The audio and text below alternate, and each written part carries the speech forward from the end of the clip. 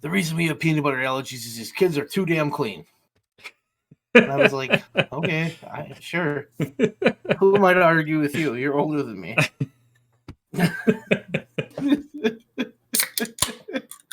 I'm not just imagining him like going up to kids and like throwing dirt in their face. Get fucking dirty.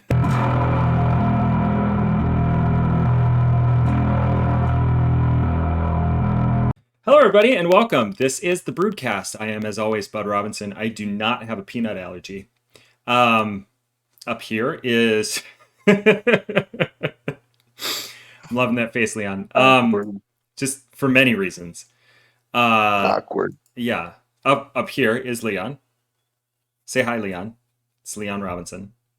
Hi, Leon. Yeah, you're pointing you're pointing the right way. Yes.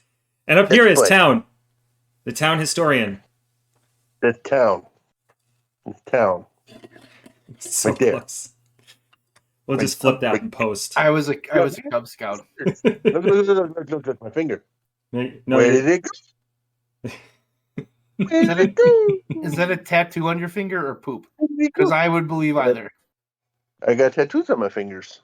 Okay, well, it could be poop, because with you, one never knows. Is that implying that you masturbate with your left hand? No. Well, because you have play on your left hand and work on your right hand. I know. So, like, I maybe know. you do all I your don't know work why with everybody right. assumes that. Pretty fucked up. I don't know. I guess stole it from Vince Lombardi's dad. You're just assuming right now that masturbation for Leon is play and not work. Fair. Yeah. That's a very good point. It could be one of those things where he's like, I don't want to do this, but I have to do this.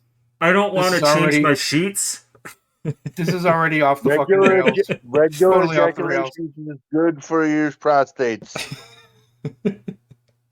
See, I've heard that before.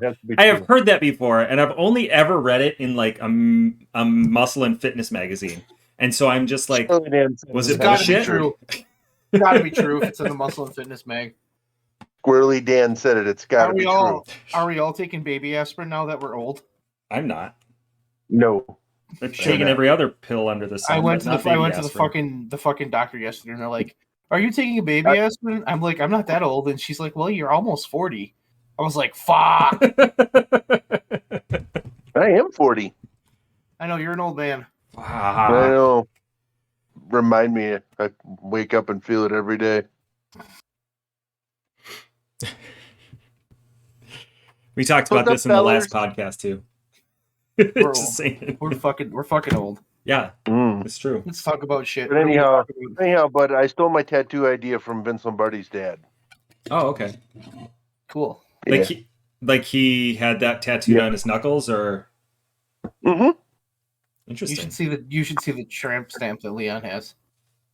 I want to see the tramp stamp that Vince Lombardi's dad has. Really dry skin right above my butt crack, though. It's really weird. It's annoying. Do not fucking cut that. That stays in this podcast. Since we're oversharing, I cut my nipple while I was shaving earlier. I want the fucking world to know that. I want the fucking world to know that. I would like to point out that when I was putting a Band-Aid on my nipple because I cut it, I was thinking of you, Leon. When you cut it or when you put the Band-Aid on? When I was putting Band-Aid on. Wait, no. With the Band-Aid, I know why.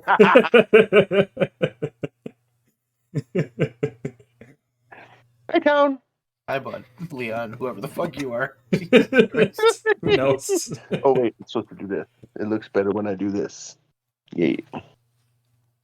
Chicka, yeah. No, it's supposed to start. I was upside down for a moment there. Oh, good Lord. Is anything even happening in wrestling, or should we just keep doing this? I watched I'm actually caught up on everything except I watched the Royal Rumble.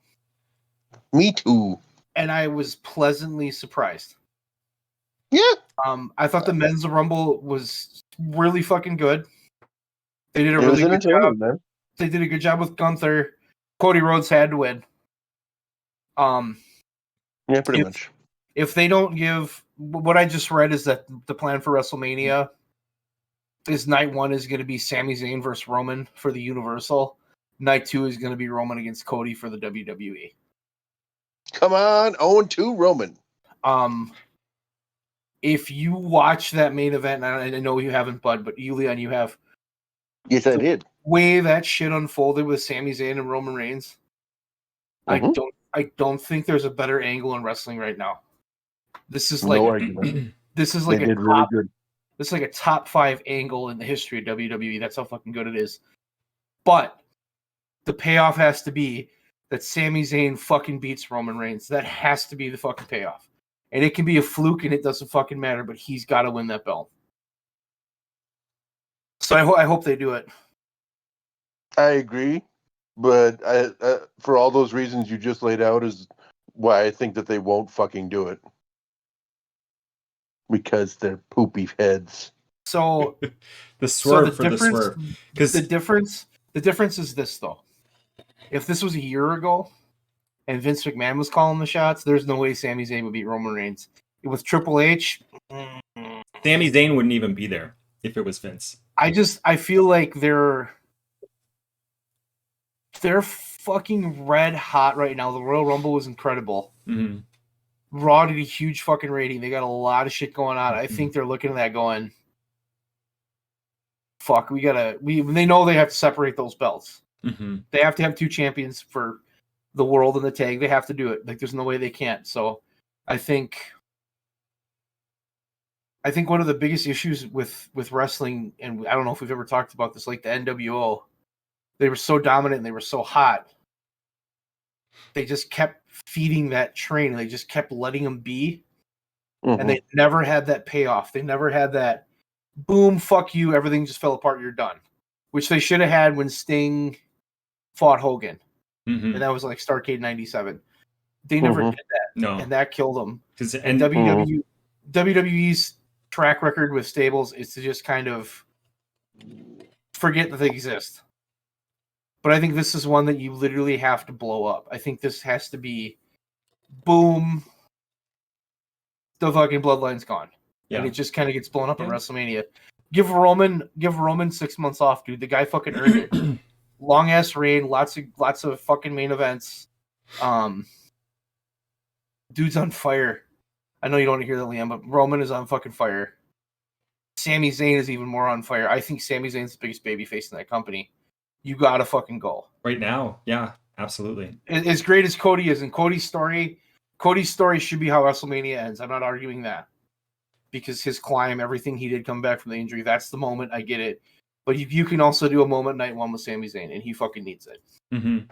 So that's my hope. I think there are ways that you could do it where Sami loses. And I think there's a lot of interesting story you could tell with that. But if what I've read, this was like 6 months ago or so that I read that Roman Reigns is taking a lighter schedule and that he's not going to be on TV as much, then yeah, like you can't have the titles on him if he's not going to be on TV.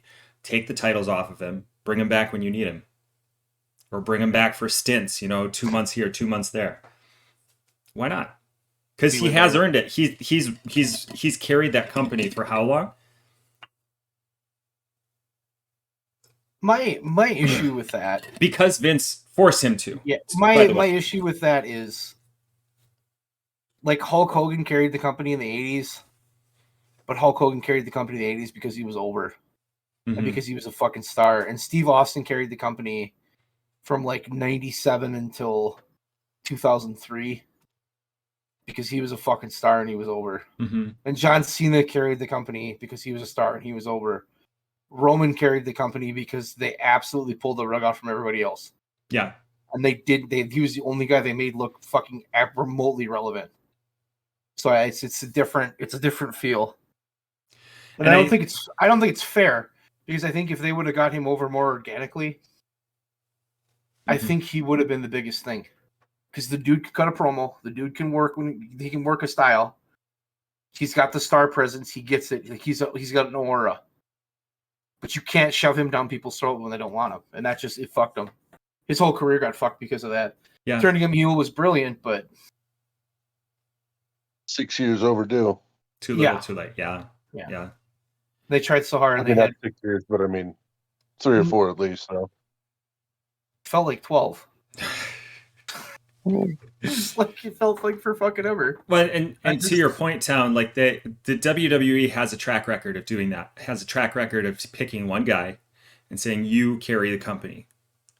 And then you have some people who are kind of stars, but like WWE doesn't get behind them. They have The their John difference, though, Cena's and their Hulk Hogan's. Hold on. The difference, but okay. But like, they have an opportunity at WrestleMania, like biggest pay-per-view they have at WrestleMania, to make Sami Zayn and by extension Kevin Owens, because Kevin Owens has been involved in this, and then you have Jey Uso. You have even potentially Solo. You can have I'm forgetting the, like, Asuka, Rhea Ripley. Like, you're, instead of just having one person who's carrying the women's division and one person who's carrying Charlotte Flair, who's carrying the men's division, Roman Reigns up until now, you have all of these other stars that you can make an entire roster of big names, much in the same way that AEW has, that you don't have to rest on one person. I would agree. Historically, they have, but historically, if you look back at 1984, 1985, when Hogan got fucking big, nobody was on his level. There just was nobody. Yeah. And when Austin got big, and organically, Austin was very organic. When he got big in 97, there was nobody on his level. You know, The Rock eventually was, but initially he wasn't. Mm-hmm. The Rock was a distant two, probably until Austin got hurt in like 2000, when The Rock became kind of the main player. And Cena was kind of the same thing, but they started this weird booking with Cena. But when Cena initially shot to the top, and I don't know if we remember this, because that Mania, Cena beat JBL in the co-main event, and then fucking Bautista beat Trips in the main event, and they thought they had 2 stars, and they really only had 1. Yeah, because Batista, and I don't dislike Batista, even though you once called him Bartista. I did. but he wasn't bad, but he wasn't Cena. You know what I mean? Like, Cena was. Yeah, from like a he wasn't as over.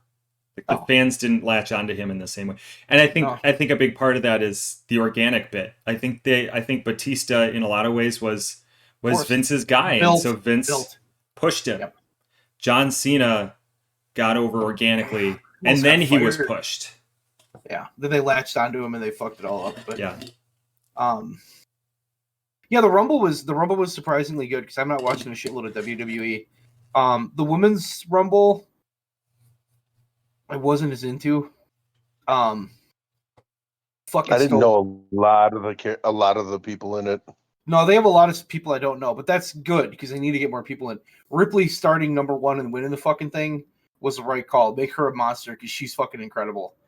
What else do they have? The women's title match between Bianca and Alexa was stupid. The bullshit at the end where Uncle Howdy came out with Alexa was stupid. The fucking lights out match with Bray was fucking god awful. That was shit. That was shit. I don't know what the fuck they're doing. Like, that is just... He's so spooky, and I remember... I was just like we're making in that product sponsorship shit. And on top of that, the match sucked, and it was stupid. Like, the whole thing was fucking stupid. Yeah. I think back to Taker in like 91, 92, 93. When they first brought him in, he was such a unique character, and he was so dominant, and he was such a good heel, and they turned him face. They didn't know what the fuck to do with him. That's why he fought Kamala, and it sucked. And that's why he fought Giant Gonzalez, and it sucked. And that's why he fought all those guys. King Kong Bundy. And they never gave him anybody, and they're not giving Bray anybody. Bray's not a bad worker, but Bray's not a fucking lights out worker. You know what I mean? He doesn't have Taker's like experience. Because at the end, Taker, well, not at the end, before the end, like that piece where he was fighting Shawn Michaels and Triple H and that, his matches I think were very off much the fucking charts. off the fucking charts. Yeah, I think very He's- much like Taker. If he's got the right dance partner, he can Yeah. make some magic. Mm-hmm. And I think that's what Bray needs, but they're giving Bray just the weirdest shit, and they don't know what to do with him. And his character is so fucking stupid. The whole thing is just fucking preposterous. It's so dumb. And I try to understand it. Uncle How, it's so stupid. It offends me. It's so stupid. Like, I'm not into it. It's dumb. The whole thing's dumb. Bring him back. Bray Wyatt sitting in the chair with the fucking Hawaiian shirt and the hat. The best Bray Wyatt. Every Bray Wyatt incarnation since has been shitty. The Fiend was shitty. This version of Bray is uber shitty. And I'm just like, I'm watching it, just like, dude, we're wasting this fucking guy. He sucks. And Leon's gonna fucking be furious at me right now. I just recently saw him say that the cult leader one is gone. He can't do that one without Brody, and That I get. Yeah, and I don't. And whichever WrestleMania, he said the Fiend died at that WrestleMania. I don't even remember. I'm gonna be honest. I'm not even sure which one he's referring to there. So Orton, when he lost to Orton and then got fired. oh yeah, that shit. Yeah, I mean, You know. I watch Bray Wyatt right now, and I'm just like, there's something there, but we're not pulling it out, and it's so fucking hard to watch. It's so stupid, especially when like the rest of the product is focused way more on wrestling, and they're having some actually bangers and matches, and then that shit rolls out. It's way more noticeable. It's just like, oh my god, what a fucking piece of dog shit. That's how I feel. Yeah. Bud's just sitting there like, okay. Well, yeah, I mean, y'all are talking about WWE. It's not my forte. I will say that I've kept up with the Sami Zayn stuff, and I'm super happy that they're doing something with him. He, like, the stuff that he's doing is amazing. The stuff that he's doing specifically with Roman Reigns and Jey Uso and Jimmy Uso is awesome. Like, they've told a good story there. Mm-hmm. I mean, but that's kind of been the Triple H thing. That's why I hope he doesn't lose fucking the booking power, because they're on such a good trajectory right now. I think the rating for Monday will help keep him in power. Huge. It was the number one show on cable. It's fucking huge. Yeah, I heard that. They hit a fucking home run with that. That was amazing. Which props to them, because some of the shit they've been doing has been dookie. And there goes Leon. Oh. Hi, Leon. You're back now. I didn't think Rumble was bad. The Rumble last year I thought sucked. This year I thought it was pretty good. I thought they had a clear path. And I felt like they weren't trying to trick us, because normally I feel like they're trying to trick us. You know, give us like for the sake of a swerve. Yeah, they give us what we think we want, and then Roman comes out and wins. Like, yeah. Come on, what the fuck? Yeah, how do you like that, it's hard and as frequent and as consistent as the message was with Cody coming back and the roads to the Rumble and blah blah blah. Like there was nothing else they were doing. They had to do it. They had to do it. There was nothing else they were doing with that. I think back to Summer of Punk when they went to the Rumble. That following year, and Jericho came back and got this huge fucking pop, just off the fucking charts pop, and the crowd didn't give a fuck about anything but Jericho. And then they had fucking Sheamus throw him out and win the Rumble, and they got like no reaction. And then Sheamus won the belt in 18 seconds, and they're like, "We have our babyface star," and it didn't fucking work. And Sheamus' character was stupid, and like since then, it's always been. It's almost just like, what the fuck are you guys doing? You know, and they just could not hit a Rumble for so long. Like the year with Bautista, where Rey Mysterio comes out number 30, and they blew him out of the fucking building, because it's like the only guy we give a shit about is Daniel Bryan. That's the only fucking guy we want. And they were like, oh, but you've got Batista versus Randy Orton, and Bryan's gonna fight Sheamus. No, like no one gives a fuck. Then they had to switch the whole thing around because the crowd literally would have fucking rioted. And then the following year was possibly the worst Royal Rumble in the history of fucking humankind. And that's saying something because some of them I've watched, like the one where Michaels won it the first time, where him and Bulldog went start to finish. Mm-hmm. And it was every fucking Russell crap jobber you could think of that came out. And it was literally like nobody. Kind of the same thing with the women's Rumble this year. Yes and no. Yes and no. They had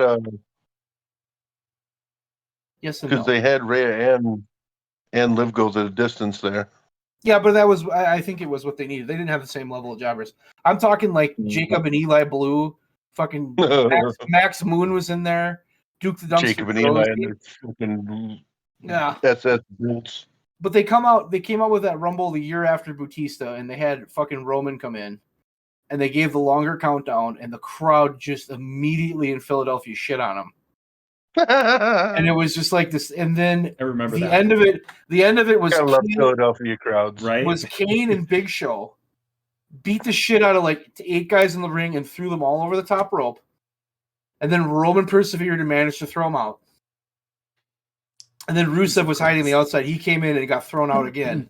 And then it was just like the stupidest. Like, you're gonna give these fans a sliver of hope with Rusev.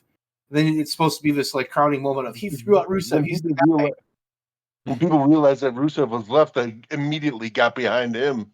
So it was like, it's not Roman, yay! And then so fucking bad. For our dreams. So fucking bad. Just so fucking bad. Like I've watched him even when Shinsuke won.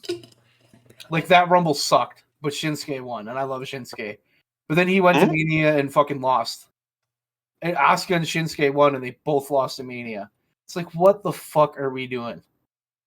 Didn't Shin win, but he turned heel and started punching dicks and everything? Yeah, he punched AJ in the dick at Mania. And then he was doing the whole no speak a English thing, and that was some quality trolling. It was bad. It was fucking bad. Yeah. It was fucking bad. But yeah, no, I thought this Rumble was pretty solid. They're doing Brock Lashley, which I don't want to see. I want to see Brock Gunther. All I want to see. Because I think that's the match. Those two faced off in the Rumble. That place went fucking nuts. That's the match people want to see, not him and fucking Lashley. Nobody gives a shit about that. 2 giant balls of meat slapping each other's titties. That's all it's going to be. I think Gunther could pull a good match out of Brock. I think that's a perfect opponent for Brock. Yeah. But I don't. Yeah, I think that Gunther is actually somebody who Brock will actually get motivated and actually put something into the match with. Mm-hmm. Yeah. Now it won't be one of his Roman matches where it's just going to be both spamming their finishers and punch kick for fucking 25 minutes until somebody hits it 6 times in a row for the pin. What if those two had a match and it was a fucking technical match? Which two? Sorry. I just got lost. Gunther and Brock. Oh God, that'd be just let those two fucking go catch can for a while with a bunch of hard hitting shit. Oh God, please. That's it. Tonight on Dynamite they had Timothy Thatcher against Danielson. Oh. Mm-hmm. Holy fuck! I wasn't familiar with that guy, but goddamn. Did you watch it? Yeah. Yeah, I mean, but didn't watch it yet. But I have not. No. Yeah, but before this, I'm saying before this, I'm not familiar with Thatcher, but fuck, that was fun. Dude, hire that fucking guy.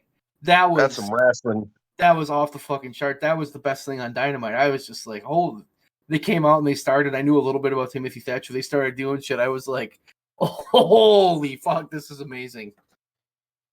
It was a little better. It was a little better than the Jade match. Oh God. Hey, she's 50-0. Good. Now she can lose. I don't know, but else. What if she was 100-0? Then What if she was 500-0? At this pace, that would take another 10 years? Right? Seriously, what? It's been 3 years for 50-0? Yeah. At least 2 years. Yeah, it's been a bit.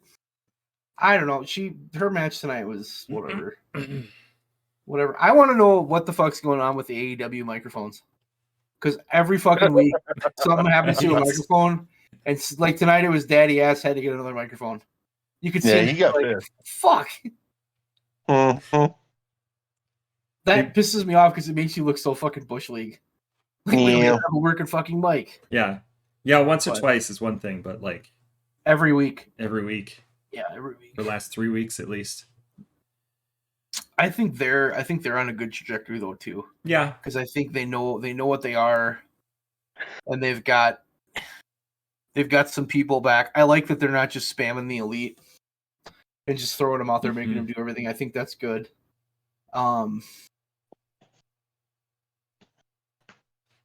Yeah. I struggle really bad with the tag teams right now because, like, I like the Acclaimed and I like the Gun Boys, and I get we got to pull new people in, but it's really fucking hard for me to look and say tag team champions are the Acclaimed when you have FTR and the Young Bucks under contract, who are like, granted FTR is on a break and the Young Bucks are in the trios, but it's like, it feels like, yeah, you're the champs, but it's I mean that's a good point. Like we've talked about this before, that they have kept the elite and FTR in this like separate category, like away from the other tag teams. And I think part of that, at the time, it made sense because they were keeping them away and giving the rest of the tag team division time to grow and like get bigger.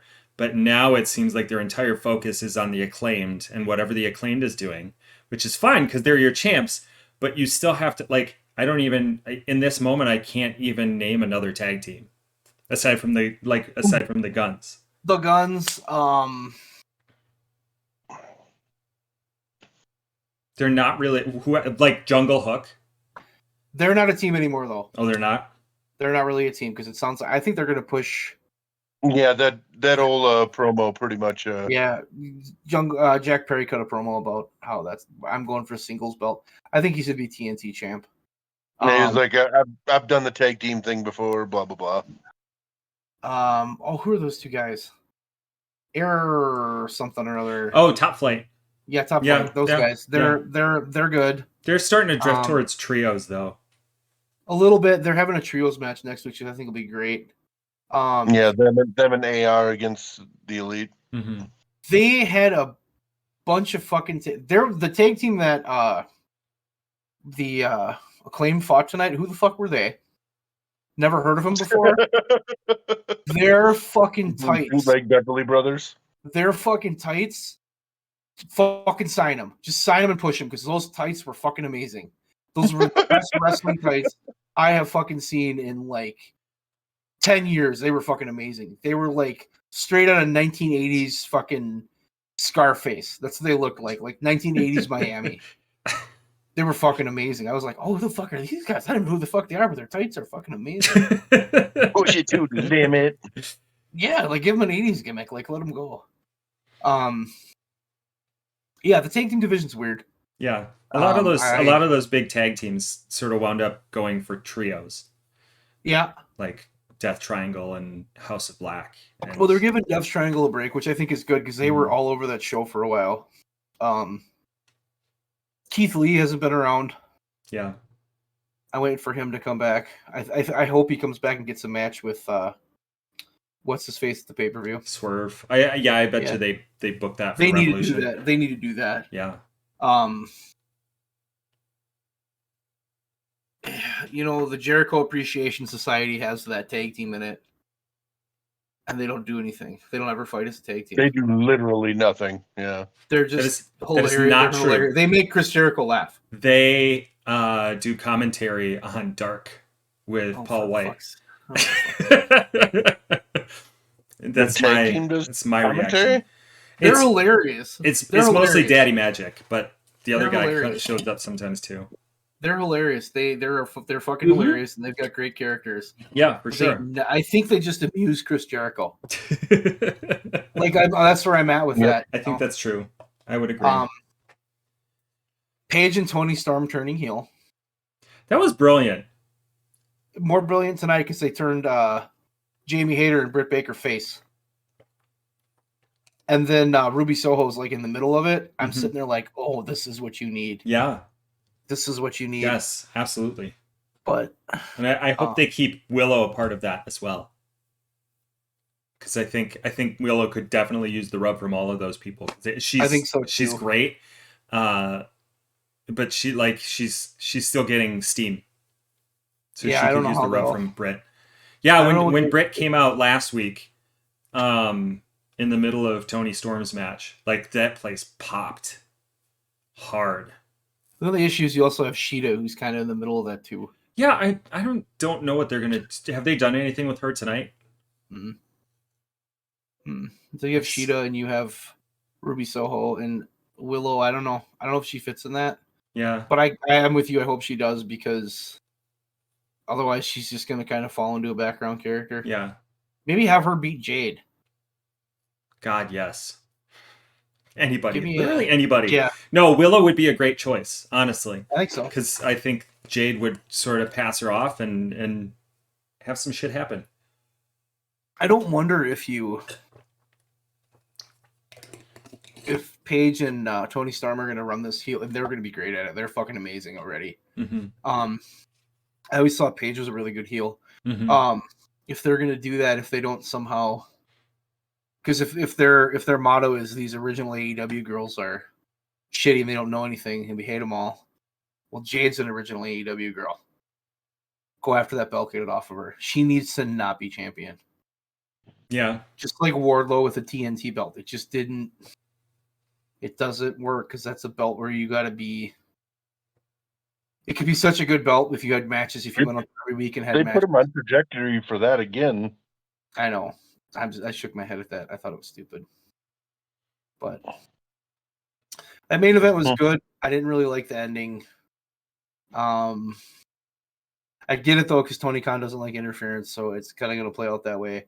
But I think at the pay-per-view, it's going to be Joe and Wardlow for the straps. Oh, for sure. Yeah. You think they'll do both of them though? I don't know. I could see Joe getting that one back just to pass it to another face, Wardlow there. The TNT. Yeah, but do we really want fucking Wardlow as a TNT champion again? I didn't say that. I said I could see them doing it. I just don't know why. And using Joe as the go-between, the little transition there, rather than having Wardlow and Darby have a face versus face match. Did you see the main event? Mm-hmm. Okay. That's why I said it set it up for Wardlow going back after it again. Yeah. Yeah, it's gonna be Wardlow Joe for the belt. Mm-hmm. Which is the Bryan MJF thing's good. The only problem is Bryan has to lose. He can't beat MJF. You can't beat MJF. And how are they gonna do? Like, how are they gonna do that? Like a 60-minute Iron Man will be good, and I think Bryan will pull something really good out of him. But again, it's like, you know, how do you do it? But I guess if Bryan Danielson doesn't care, he'll do it clean. That's just who he is. Yeah. So, yeah, he doesn't have the ego where that'll be an issue. No. Unless him as champ, but he'll lose it. Unless him as champ makes for better business. I don't even think he cares about that part. He just wants to go out and have fun. I've seen him in an interview say that he wrestling. doesn't want the strap, but if Tony Khan says it's going to be better for business, he would do it. He just doesn't want it. Tony Khan's not going to say that, because I don't think it is right now. You got to let MJF do his thing. You got to see if he's going to be that dude, and you can't pull the belt from him that quick. You know. I don't really care about MJF. I'm gonna be honest with you. MJF has worn out his welcome for me. I don't care about him anymore. And maybe tonight's show is different and will make me care about him again, but I just it's more the same. That's the thing. It's like he's just the same thing. Yeah. Every promo, it's good, but it's kind of the same every time. And I just kind of got to evolve. I'm getting bored of it. He's got to evolve. Yeah. He definitely has a style. Yeah. The issue is he gets responses. But I think having him fight Bryan Danielson in a 60-minute Iron Man match and having Bryan pull something out of him is going to be part of that evolving. Like, you have to evolve. It's definitely going to be sink or swim. Yeah, and that's not a guy you can just go in there and kind of, you know what I mean? He goes. Yeah. So, I mean, I think I've never, ever thought MJF was like just a masterful in-ring worker. But I also haven't thought I don't think he has shitty matches. He's better than I think most people think. Yeah. He's your vintage solid 3-star champion, you know? Like Austin back in the day, like in 98, 99, he would go to those pay-per-views and he'd pull off a really solid 3-4-star match. And his matches weren't like 5-star show stopping, but they told a really good story. That's what MJF is to me. Yeah. That's kind of his matches. He does a really good job. They have really good psychology. They flow really well. They don't do a ton of shit. They don't do a ton of unique shit. They just they have boom, boom, boom, solid, good psychology, tell a story, great. Yeah. So, I mean, that, and then in a way, he's a throwback in that regard. Yeah, but, I would agree. I think maybe that's why he doesn't resonate with me, is that I gravitate more towards, like, modern storytelling, I guess. It's possible. I still think that Austin style storytelling is a lost art. I really think it is. I think that ability that Steve Austin had to have a 14-minute match and have you on the edge of the fucking seat for the whole thing by doing the most minimal shit, because he was just that guy. And he knew how to like sell a punch and make you care, and he knew how to throw a punch and make you care, and he knew what he had to do next. And I feel like MJF, I think he gets that, and I think his matches show that he gets that. But he's not gonna be a Kenny Omega. He's not gonna give you some wild ass 5-star match. That's not who he is. Yeah, he's more of the, like I said, more like that Austin old school storytelling style guy. So, but I the promo thing, yeah, I'm with you. I still like MJF, and I still want to see where it's going to go. Yeah. I think there's some good potential, but I think you can't. It's hard because the feud he's having with Danielson is the same feud he had with Wardlow. And it's the same feud he had with Cody Rhodes. Jericho. And it's the same feud he had with, like, you can't fight me. You have to go through all these things to fight me. And it's like, okay. But Tony Khan loves this shit. Because not to be that guy, but I kind of called that. Yeah, and Tony Khan just loves that shit. It's doing the same thing now with Ricky Starks and Jericho. He does it with, well, if you want to beat me, you have to go through this and this and this and this, and that works. Like if you do it on occasion, but when it works really well. But when it's all you do, yeah, it doesn't work. It's fucking boring. It doesn't mean shit anymore. No. Unless somebody fails. Like, that would be the piece to me, is you'd have to fail. I think Jericho failed going through MJF's thing, but still somehow got a match. But you need somebody to, like, literally fail in order for it to matter. And then you can't go, like, they go to that too much, and I think that's the problem. And it can't be, if it's MJF's gimmick, but then Jericho's doing it, and this guy's doing it, and this guy's doing it. Yeah, you got to protect it. That's a good point. And they're not protecting it. But then you can't really protect it because it's such a staple in professional wrestling, you know? Yeah. And so, like, you just got to find him a new shtick. Well, and I think the issue is, though, Bud, is that we bitch about so many times WWE's booking of John Cena as the unstoppable babyface who goes through these incredible things and somehow pulls it off. Are we not doing the same fucking thing with that? Yeah. It's the same thing. It's the same concept. It's just wrapped in an eater bowl with some better matches. Well, it's not John Cena going through Viscera, Umaga, and like fucking Bash and Booger. That the three guys that just kind of flop around and can't do anything. The matches are better, but in WWE the guy was John Cena going through everybody else. Here, I think we're saying that MJF is the one who's putting. So you wind up with MJF is the one who's putting up the challenges, and so you wind up with guys who aren't doing it every single week, but like guys who are doing it for stretches of time. Chris Jericho does it for, what was it, like a month? Bryan Danielson is doing it for a month and a half or whatever. I don't know. It's not that different. They've got to move away from it. Yeah. They've got to move away from it. You can't just keep spinning your wheels. Yeah, at this point, it's super overdone with them. Yeah. Yeah, you got MJF that strap, and the way you do that was great, and that whole thing was good. The Regal turn was kind of wonky, but if he's leaving, what are you going to do? Yeah. They had to do something. Nice finger, Leon. Your finger's on your camera. There you go. But they definitely have to. They can't do this for his next opponent. They have to do something totally different. Because it's just like, come on. It kind of seems like they're doing it a little differently this time because Danielson is, I mean, not so much starting last week, but he's just kind of shrugging it off. Like the other ones seem like they're insurmountable, but Danielson's like, this is going to be easy. I can easily do this. And he's just getting more and more pissed as it gets closer to the match. So my hope is that this is like the end. In. Yeah. What Leon said. Yeah. Yeah. It's interesting, but I do think we need a different playbook. Like we need a different fucking playbook for that. It's time to evolve that character a little bit and find a different way. Because if this is what MJF is and he can't do anything else, then we have a ceiling. And this is the ceiling. And if your ceiling's here, then you can't be the guy. You can be, he can be champion, but he can't be the fucking guy. If they think he's going to be the fucking guy, you got to evolve. You can't sit here and do one thing. So it's true. Yeah, it's a very good point. And I don't think they have. I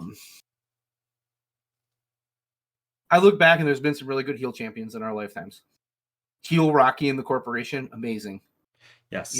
Yeah. Triple H is a heel champion in the early 2000s before he tore that quad. Okay, like when Austin was still around and Rock was still around, before he went on that reign of terror that just like shit on everybody. Great heel champion. There's been some guys. Shawn Michaels was a great heel champion, and they all, and I think MJF's a great heel champion, but just because you're a great heel champion doesn't mean you're the fucking guy. There's two completely different spots. Yeah. He's a great heel champion right now, but you can't run that same shtick every single time he's champion. No. That's why you look at like Rock every single time he has a challenger, even. Yeah. Yeah, you got to do something different. And like where Rock, when he was a heel champion, he was able to. He started off real catchphrasey and blah blah blah blah blah. Then he had those matches with Foley, and Foley brought out that wild side of him. Mm-hmm. And as he was champion, he was here, and then he went here, and then he fought Austin and went off the fucking charts, even though he lost.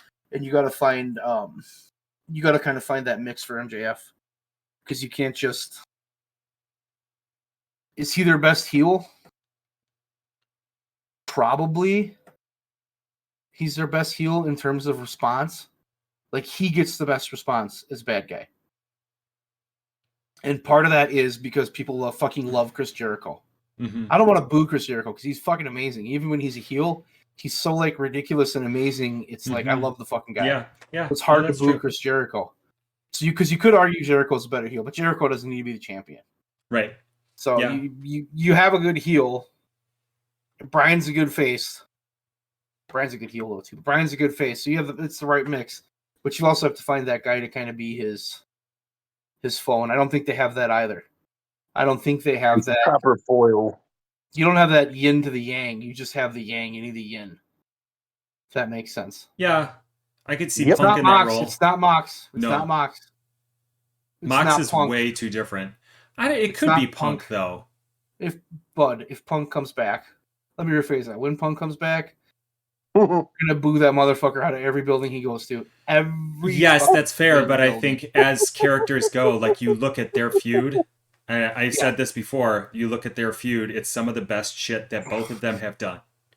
And I think I'm not gonna argue that. If you can find a way to get them back together, you have your foil. The foil that you need for MJF is you need a babyface. Mm-hmm. You need a younger babyface. You need a Darby Allin. You need a Jungle Jack Perry. Yeah. You need a Hook. You need one of those guys. Oh my God, step up. Hook would be Hook's not awesome in ready. that. And no, he's not. They're Not building even Hook close. so smart. By the time they get him, just let him fucking murder people. Yeah. Because he's so good. He doesn't look like he could kick your ass, but then you look at him and watch him, it's like I think that guy could kick my ass. It's true. No, it's You true. know? Absolutely. Like he could fucking throw Leon's ass around, and Leon's in the lightweight. He has a very similar vibe to Taz, except Taz was pretty well built, but he was a little guy. He was a little guy. Littler guy. Yeah. Yeah. He could still fucking. They need ruin that. you. They need that baby face. Yeah, they do. And I think it's Jungle Boy. I can see. Yeah, Jungle Boy would definitely fill that I think role. you take this next year, you give him that TNT belt, you build him. You have him beat fucking MJF in November for the strap. Like this That's what I would November? do. Yeah. Maybe. Build him that whole time and have him be the guy that beats MJF. Because then you got a foil. Yeah. You know, and that's what MJF needs. MJF needs that guy to riff with because he hasn't really had that. You know, when they're so polar opposite, it'll work. And I don't see the crowd turning on Jungle Boy because he's weirdly likable, but he also works. And they haven't booked him stupid. Yeah, which is a problem in the E. So, yeah. Anything else we need to bitch about? No. Do you have a list, bud? What are we talking about? I do have a list, but it's short, and one of them was Royal Rumble. We talked about that. AEW has house shows, is advertising house shows. Saw that. And Kota Ibushi is a free agent. If he's doing GCW, isn't he? He's doing GCW. He's doing Josh Barnett's Bloodsport. He's doing... What was the other thing? He was interviewed by somebody. I don't know who this is. Or maybe they were just talking to them, and he was like, what he said was, I don't think of going to Japan or to AEW immediately. I want to have a school in Japan. Once that's been worked out, I think I'll talk with AEW. So it seems like he's been going through some mental health shit. From things that I've read. And so I think he's just going to take some time and just like do whatever he feels like doing, which is great. If he comes to the States, he's going to AEW. We'll see. I don't know. I don't see him going to the E. He's a weirdo. Like he's very much a weirdo. He's not going to the E. No, because he went. No way he's going to the E. He was there, and they fucked him over. His family is stupid fucking wealthy. Yeah. Actually, like he goes where he can go bonkers in the ring and do crazy shit. Yeah. I bet we see him in AEW. I saw that too. Oh yeah. I thought. I don't think it's gonna be right away. I don't think it's gonna be like. No. And it doesn't need to be. Like he can go do whatever the fuck he wants. Like go wrestle a few dates or whatever, and then take some time off. Like he has the money and he has the cred. He has the ability for him to come in and have some fucking banger matches. Oh my god. I mean, we always knock WWE for never having foreign champions. Mm-hmm. But AEW doesn't. You're right. I haven't gone there yet. Well, they had no Thunder Rosa. I guess is technically from Texas, and she's a star. She made her name in America. Yeah, you know what I mean. We're not having somebody that comes in from Japan and get that. They treat them way better than WWE does. They did when they started. They had Riho. Shida. They had Riho. Yeah, for a bit. But I'm talking. But yeah, not now. Now I'm talking that main championship too, because their women's championship initially was not real panned out. Right? Riho kind of was that whole division. I think their entire division was Riho. Well, no, it was a Japanese. Riho and Nyla. Yeah, it was a Japanese promotion that was most of their. I can't remember Shimmer. Who it was. I don't think Stardom? It was Shimmer. Maybe it was Stardom. I thought it was Stardom because they had Emi Sakura. They had. Yep. Riho, they had. I didn't watch at that point, but like. Yeah. Emmy had some fun. I love Emmy. I haven't watched the Rampage between her and Jamie Hayter yet. I'm looking forward to that. That was good shit. I believe it. Like I love Emmy. I love Emi Sakura, and the fact they don't have her on TV more often is a travesty. they have their time frame. Their shows are very, very much follow a formula. Yeah. And the women come on every Tuesday at the same time. I mean, or Wednesday. Pardon me. Yeah, it's Wednesday. Yeah, Tuesday would be too early. Tuesday, it's NXT. that I won't watch. That I won't watch. I can't bring myself to do that. They went back to the old NXT, but still it needs some time. Black and gold. They're doing better with it. I think Shawn Michaels is the right guy to run it, but I don't know. They'll get it there. I'm still fucking worried that Vince is gonna slide in there and take shit over, and they're gonna get set back. Yeah, and it could happen. When it happens, it's gonna be boom, and it's done. And you're gonna know. It's not gonna be rumors or anything. It's gonna be Vince McMahon is officially running shit again. He might not even announce it. He might just do it. He'll just come and be like, "Okay, I'm back. Get out of here." Yeah, exactly. Rewrite everything. That's what I'm saying. You know what we need? We need to shave somebody's back because hairy backs are funny. I need somebody to kiss my ass. Could somebody shit their pants on TV? That'll be great. I don't want you to act it. I want you to actually do it. It'll be better. That sounds like a bad thing. Yeah. Is it going to be work poop or shoot poop? You are going to take these laxatives, you go out there and you shit your fucking pants. Yeah. That's what it is. I worry. Like, I'm worried for that. Because like I said, I fucking enjoyed the Royal Rumble. And I haven't said that in legit 10 fucking years. Legit 10. That's not even a joke. For 10 years, I haven't enjoyed the Rumble. And man, the Rumble used to be... I remember watching the Rumble. We would get together, us, like Jensen, Rainville, whoever else we invited over. We'd sit in my fucking basement and watch the Rumble, and we would just hang on it, and we fucking loved it. It was so fucking amazing. It was it is my favorite pay-per-view because that match itself has such meaning, and you can create a star just boom. Mm-hmm. And they shit on it for so long. You know, they had such a good system. Shawn Michaels goes in, wins the Royal Rumble, gets to fight Bret Hart. They give him the fucking strap, huge, made a star. You know, Steve Austin wins the Rumble. You made a fucking star. And now it's like Roman Reigns wins the Royal Rumble, goes to Mania. Everybody fucking hates it. You know? Or they swerve things like 15 times. Yeah. You know, so-and-so wins it, but actually this other person who you didn't even think was a contender, he's going to go for the strap. Edge, when Edge came back and threw some, like, was it Jericho or whoever he won the Rumble that year? Mm-hmm. I don't want to wait to Mania. I want to fight you at the next pay-per-view. And then he fucking lost.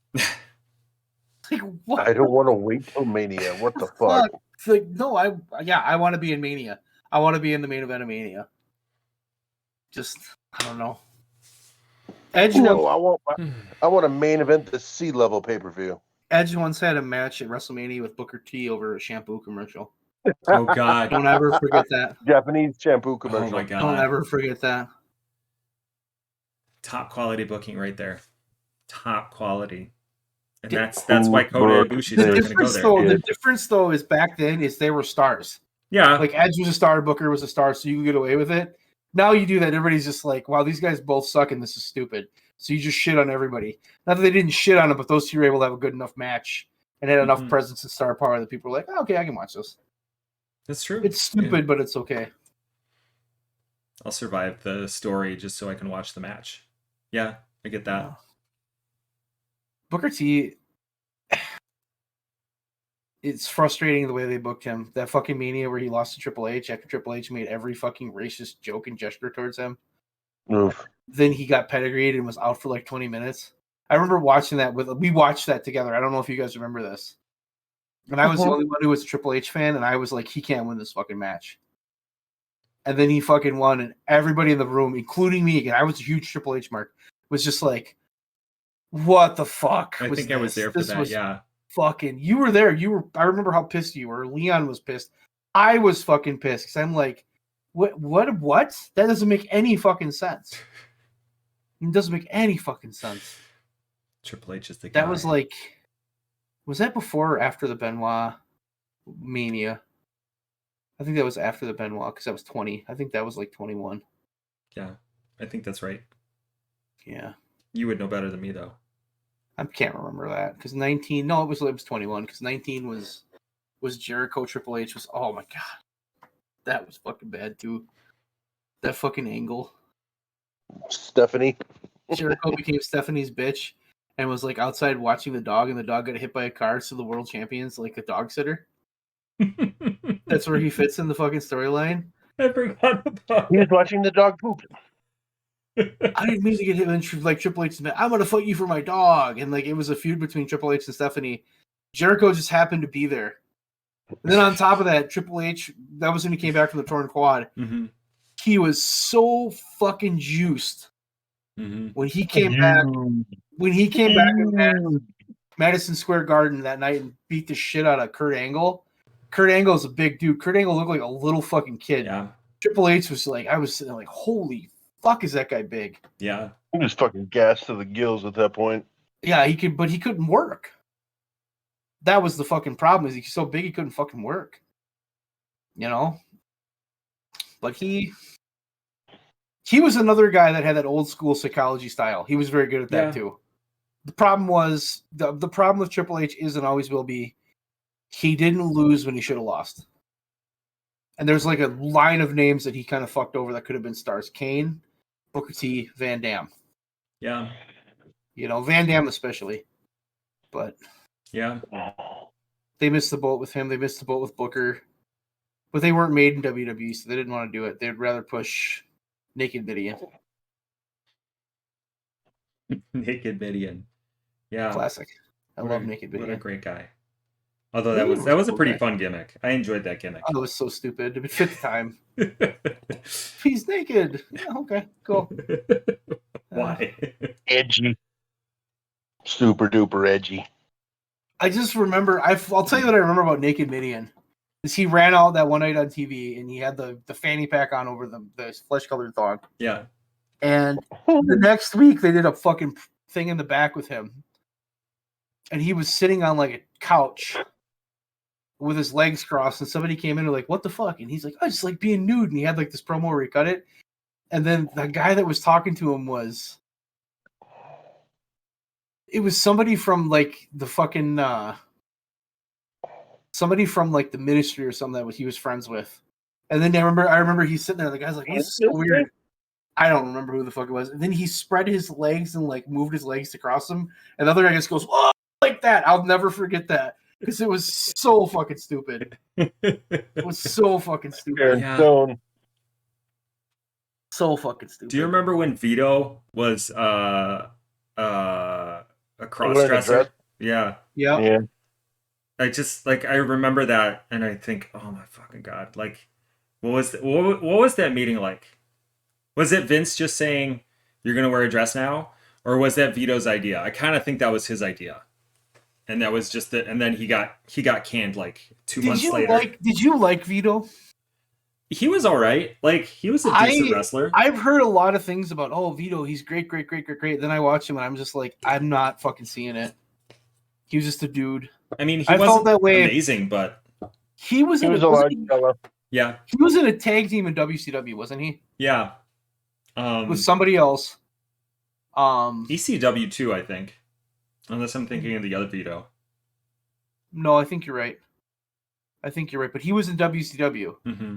And they were in a tag team, and they were ones that fought like Sean O'Hare and Chuck Palumbo. Yeah. Who everybody was like, I remember when those two got popular, everybody's like, this is the greatest tag team ever. And they were talking about him, and I went and watched them. I'm like, no. They were all right. Yeah. They were like, it was interesting to see them do flippy shit because they were big guys, but they weren't good. Their matches weren't fucking good. Yeah. The WCW tag team division towards the end was absolute shit till like Mysterio and Kidman got everything. And then it was better. They was big and athletic. Yeah, but they weren't good. They didn't have any fucking charisma. Yeah. Couldn't cut a promo. Yeah. They just were there, you know. Yep. Lots of steroids and whatnot. Yep. Big athletic motherfuckers. That was the thing though, that I always like. WCW had the worst fucking tag team division ever. And they had 1 million tag teams. They did. Like when we in like the early 90s when we were kids, they had a shit ton of tag teams. But then back then they had they had Tully and Arn, and then Tully got in trouble for the Cocaines. And then it was Arn and Larry Zbyszko were the enforcers. Fucking amazing team. And they had like Dustin Rhodes and Barry Windham, amazing team. So they had like a couple good teams, but then they had like Robbie Rage and somebody Chaos, and they had like all these other shitty teams. And then in the mid 90s when Hogan came in, it was like you have a couple teams that are pretty solid, and then it's like, oh, by the way, we're gonna bring in the Nasty Boys. We're gonna bring in the Legion of Doom way past their fucking prime, the Road Warriors, and then it was like the Steiners were always really fucking good, but we're gonna have the Steiners basically get neutered because they're gonna fight the Outsiders and never ever win. So you completely shit on the Steiners, and then their tag team division was just like random weird shit. And they never did anything with those guys, and those guys just didn't have it. I thought their tag team, like WE's isn't good. I'm not saying it is, and it hasn't been for a while. It's a little better than it's been, but at least they have like some teams that are like solid. WCW didn't have shit. They kind of broke up the teams that they did have, or shit on them. And I think a lot shit of on the Steiners, and when fucking Russo was in there, all those young tag teams. Just like none of them clicked, none of them worked. It was just like you're watching the show, just like, what the fuck is this? This is fucking awful. Totally fucking awful. That's my rant about WCW today. That's the problem though that I worry about with the AEW, because you have those two teams that are top notch, and then you have these other teams, and like, who are we building up now? Yeah, because we saw the Guns coming, we saw the Acclaim coming. Who is that team that we're getting behind? They broke up the Varsity Blondes because now Brian Pillman's teaming with Anderson's kid. They wore 400 shirts. Looked kind of cool. And he's got his dad's red and black pants. I would be into that. Like if they give him a push, if they give him a push, you know. But yeah, I don't know. WCW is fucking bad. Totally fucking bad. Remember when Lance Storm had all those titles? Then he changed the hardcore title to the Saskatchewan Hardcore International title? Shit. It's like, yeah, that's Vince Russo. Yeah. But they came in with that dude. That dude came in, and Lance Storm was such a good fucking worker. And they gave him like 4 belts. And they pushed him, and then it was like, oh, by the way, now we're gonna pull the rug out from underneath you, and you're not gonna do shit. Yeah. And he had a team with like Mike Awesome and was it Elix Skipper? I think. Or somebody. No, or was it Norman Smiley? Fucking Norman Smiley. Oh my god, he was terrible. He had a team. It was like a Canadian team, so I don't know which one it was. Yeah. I think it was Skipper. I thought it was Elix Skipper. And they were really good, and then they were just like, I watched that one night and I was like, oh, that's cool. I like that trio. And then like 3 weeks later I watched and Mike Awesome was powerbombing Lance Storm. I'm like, oh, well, that didn't. Okay. All right. Put teams together so that we can swerve you when you get behind them. Fat chick thriller. So much talent wasted. Then Storm went to the WWE. They didn't know what to fucking do with him either. Yeah, he didn't do much better. To be serious for a moment. Then Austin came out and did the boring thing with the pillow. And then they made him dance. Yes. I was just like, what the fuck? And everybody that knows anything about wrestling is like, that guy's really fucking good. What are we doing? Yeah. But whatever. Nothing you can do about it now. Yeah. It was bad. It was one of the bad things. Mike Awesome, though, there's another one. There's another guy that fucking left ECW, was literally one of the most hated men in all of professional wrestling. And they brought him in and fucking dropped the ball. Yeah. Instantaneously. Yeah. We got a gimmick for you. You're into fat girls. Good Lord. Nope, I'm out. Okay. Bye. Okay. I mean, nobody knew what to do with the ECW guys, and I get that because ECW was such a weird thing at the time. Sandman, I'm hardcore hack. Oh my god. With barbed wire that has rubber tips on it because we can't do that. Oh. But I'm just like, Some of those guys, you got to be able to do something with. Like Mike Awesome had a look. Mike Awesome was a good worker. Mike Mhm. Awesome was a guy they should have got behind, and they didn't fucking do it because they didn't know what to do. And mostly they were trying to fuck over ECW by taking him. But to have him, his gimmick, it wasn't even about him. It was about, oh my God, look at how grotesque and ugly that woman is. And it's just like, okay. That didn't work. Shockingly, that didn't work. Like, I'm stunned. It didn't help that he'd always been portrayed as this big old monster, and then he shows up on Nitro and runs up and gets Nash to turn around, and he's eyebrow to fucking sternum with him. The other piece there is the fat chick thriller didn't work. But Mike, we got a good plan for you. We're gonna make you that 70s guy. Yeah, I remember that shit. That 70s show was popular. Jesus Christ. And it was like, we're here, and then we're here, and then we're fat chick thriller, and then if we go all the way to the floor, that 70s. Just like, what the fuck are we doing? Yeah, that was sad. He's got a guy who could just go out there and fucking wrestle and put on fucking crazy hard-hitting matches, but let's make him a comedy character. Yeah. Well, WWE did the same thing with Taz. WWE did the same thing with Taz. So they brought him in and they made him a monster, and then they just slowly took away everything from him because they didn't know what to do with him. Yeah. But WCW did that with Mike Austin, and they also did it with fucking Bret Hart. And Bret Hart's a bigger travesty because Bret Hart was. How do you not know what to do with fucking Bret Hart? Yeah, he wasn't even wrestling for a while there, dude. Like when he first showed up. How do you not fucking make that work? Yeah. When you have a guy who is at the center of the biggest controversy ever, that is all over WWE TV, even though he's not there, he's all over your TV show, and you bring him in and you just absolutely fart the bed. It's like just a giant Dutch oven. It was so fucking bad. So fucking bad. Yeah. I remember, I don't know, I was not a WCW guy. And I've said that. I was aware of them, but I wasn't a big fan. I watched him periodically. Like when Hogan turned heel, I was like, oh, but I still watched WWF. And I'm glad I did, because that 97 with Austin, where people weren't watching. Like I go to school and everybody was watching wrestling. They talk about WCW. I'm like, I don't watch. I watch WWF. You're an idiot. I'm like, we'll see. And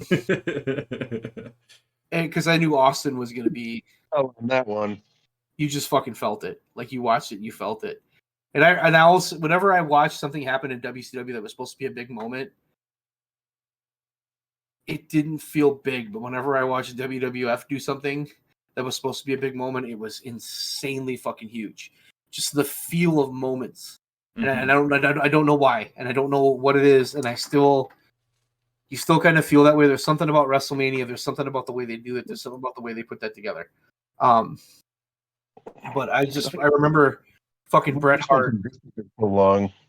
Say that again.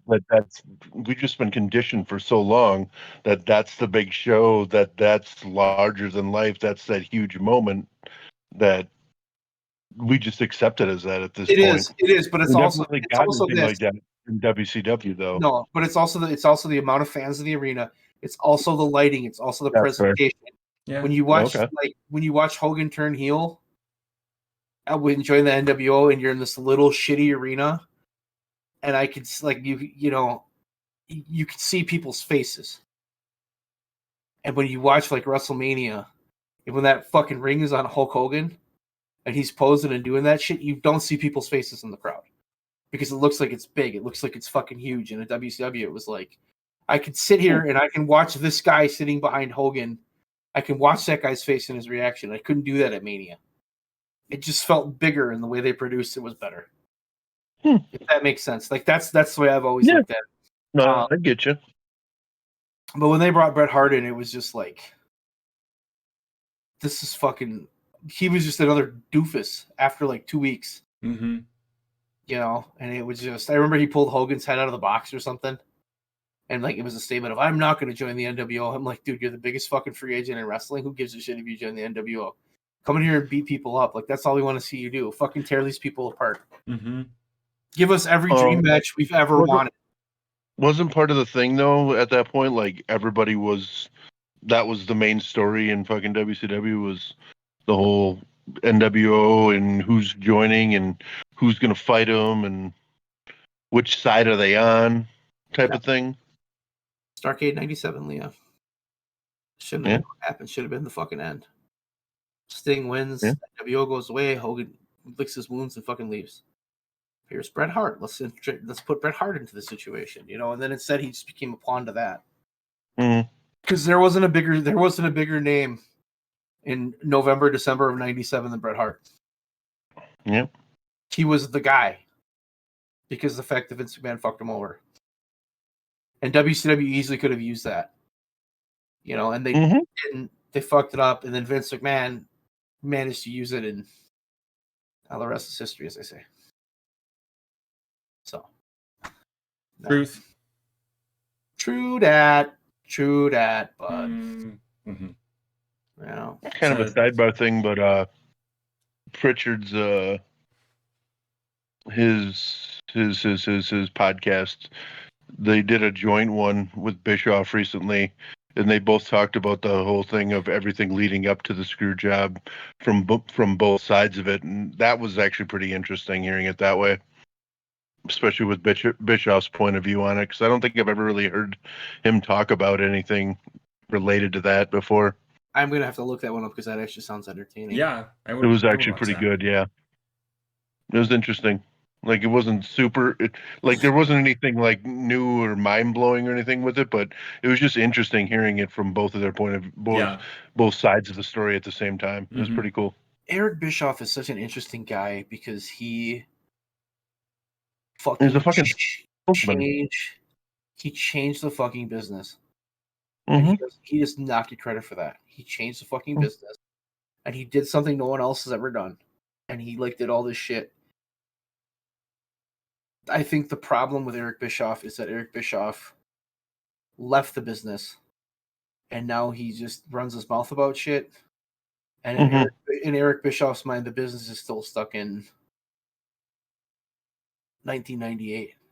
I think that's the problem. Just like Jim Cornette.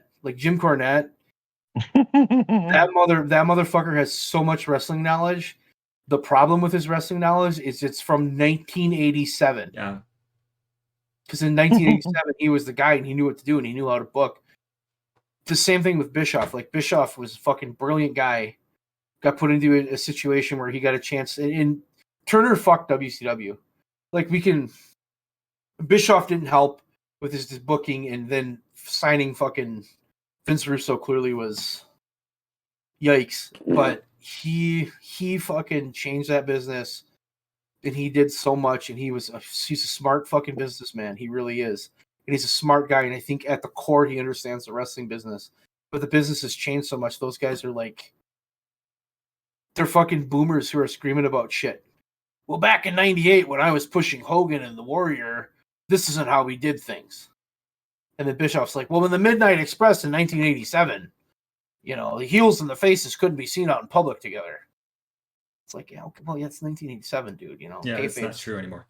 Kayfabe's dead. Yeah, I think Bischoff is more with it than Cornette. Well, because Bischoff's time is closer. Yeah, well, and also I think he still pays attention to the entire product. Yeah. If he, I mean, I don't know how much he pays attention to any parts of the product, but on occasion, I listen to Bischoff and I'm like, yeah, that makes sense. I listen to Cornette. I read about Cornette, and I'm like, "You're a fucking idiot." I'm not. Even when I think he's right, I'm like, "You're a fucking idiot." I don't want to. He's an asshole. This is gimmick. He's an asshole. But he's really. If you just listen to him talk about, I love listening to Cornette talk about setting shit up and the way they set up matches, and the way they did stuff and they did angles, because it's amazing.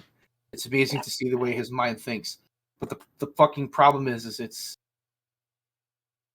fucking 40 years later, and in his mind, we still got to be doing what we were doing in 1987. Yeah. The business never should have changed.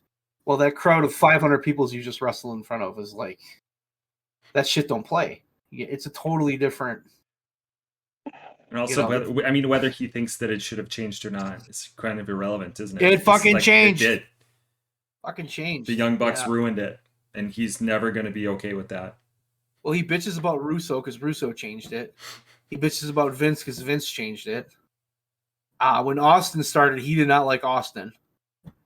This shouldn't be a character. It's too vulgar, blah, blah, blah. We don't need to do this to draw money. Well, now he talks about Austin like well, Austin was great. You had Austin and Rock, and they were amazing, and blah, blah, blah, da, da, da, da. It's like, well, you weren't even a fucking fan of them. So, yeah. I'm not a big Cornette fan. But listening to him talk about his era, yeah, like rehashing what he did in like 1987, fucking amazing to listen to that guy, because he is smart about that era of wrestling, and he has a really good memory, and he knows what happened, what he was doing. Mm-hmm. But him talking about like reviewing, passionate about it too, reviewing Dynamite, just no, bro. He's not. You're not. He just passed you by. That's hard for people though. He's a boomer. It's hard for him. Yeah. It's totally passed him by. But he's a smart guy at his core. He just can't accept that. We understand that the baby faces and heels are just playing characters. It's real to him. It's still real to him. Damn it. Yeah. Yeah, reminds me of when I see a comment I had seen not too long ago when Nash was hanging out with HBK down at NXT, watching a match, and he's just like, "What the fuck?" And Sean just looked at him. He's like, "This is how they do it now. They don't do it. I mean, it's not slow, and sell every little thing that happens. This is the style now. You got to get used to it." Yeah. The other piece of that though is let's go back, and then this might be weird. I have been watching NFL football games from the 90s. Mm. I found one on YouTube. I rewatched the Packers run in 96. Ooh. Okay. And I'm watching this football. And Brett Favre in the year 1996, when we won a Super Bowl, never, ever, ever, ever, ever took a single snap out of the shotgun formation. They ran high. They had at least one tight end on the field every fucking play. Okay. Yep. Nowadays, you watch the NFL, everything's spread out. There's wide receivers everywhere. Mm-hmm. You don't run the fucking ball. You pass the ball. You think back to 96, you had Edgar Bennett, Dorsey Levens, William Henderson. It's just turn around, hand the ball off. And then once in a while, Favre will throw a fucking touchdown. Favre threw 39 touchdowns in a year where nobody was throwing the fucking ball. Like you could, if you threw 10 touchdown passes in the NFL in 1996 and like 5 interceptions and it had like 1,900 yards, you might have made the fucking Pro Bowl.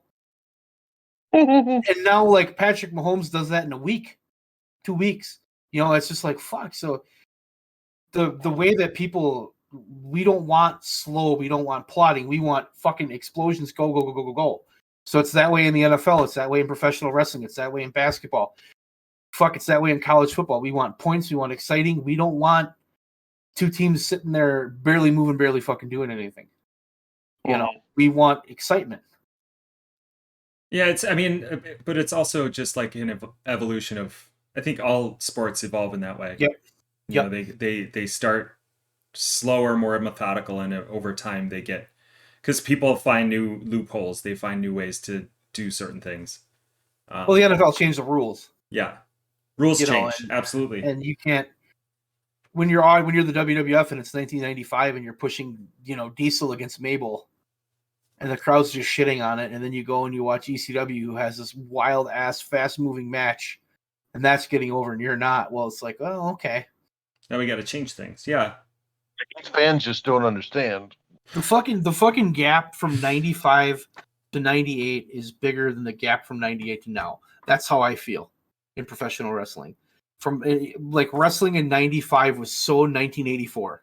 It didn't change for like 10 years. It didn't change. Yeah. Everything was slow and plotting. And then Nitro came out. Kudos to Eric Bischoff. They started doing a little more. They got the cruiserweights involved. Then the whole thing had to fucking change, and the style changed. And now, like I said, I think that 3-year gap it changed so fucking much.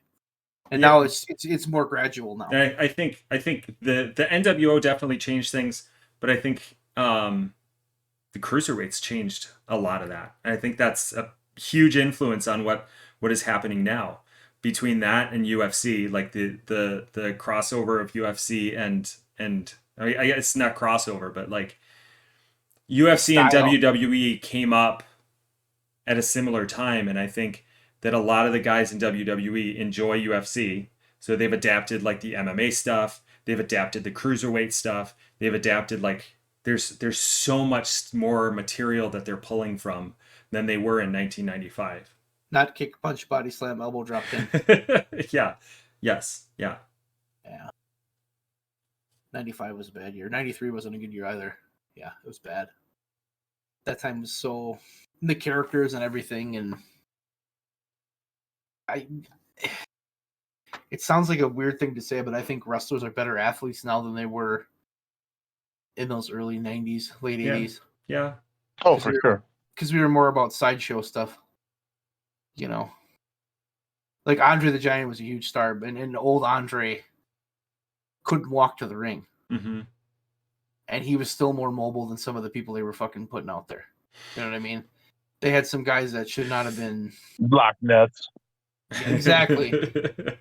Hey, Stacks Calhoun. You had so many guys that were just like, it was just like sideshow shit. Right. There was a really long stretch of time where wrestlers were, that was essentially their part-time gig, right? Like they didn't, how long did they say that you couldn't suplex anybody on their right side because you'd fuck up their right arm, and then they couldn't go to work on Monday, right? Like that was it, things were that way for a long time, and I don't think the WWF moved away from that style, even though guys were doing it full time. Probably until like cruiserweight time, like when WCW brought in cruiserweights, and even then that was a big change. That was a big change. That was a big change, but like King Kong Bundy, big dude, couldn't work. Akeem, I love Akeem. Oh my god, that was the stupidest fucking character ever. Yes. I'm gonna send you guys the video of that. I sent you a bad video, but like he was a big dude, couldn't work. Boss Man was a big dude, couldn't work. Then he got smaller, then he could work a little bit. Like everything was about size. Mm-hmm. And now that's a huge complaint about that Jim Cornette has. These guys are too fucking small. It's like, well, yeah, it's not 1987. We want guys that can actually fucking move. Mm-hmm. Even the bigger guys now have to be able to move and work. Yeah. It's not, mobile. Brock, Lashley, Wardlow. I mean, you look at any of those guys and they're not, they're big. Yes, but they're also. If it was 1987, Samoa Joe would be shoeless, shirtless. We'd have really long hair, and he'd be eating raw fish heads. And war paint. Don't forget about the war paint. That's sometimes war paint, sometimes not war paint. He'd have to have the little skirt on too over his trunks. Oh God! I mean, especially if he went with still Samoa Joe. They wouldn't call him. They'd call him something really offensive. Yeah, like Ooga Booga or something. Something really out there. So fucking racist. That would probably. Yeah, that sounds absolutely. Oh, fucking hell. Awful. Yeah. Awful. Bud Robinson. Yeah, we should probably roll this home. Huh? Take us home. So this has been a conversation about the Royal Rumble and also old wrestling. Bye, everybody. I've been Bud Robinson. That's Leon's nipple. This is Town's face. Bye, everybody.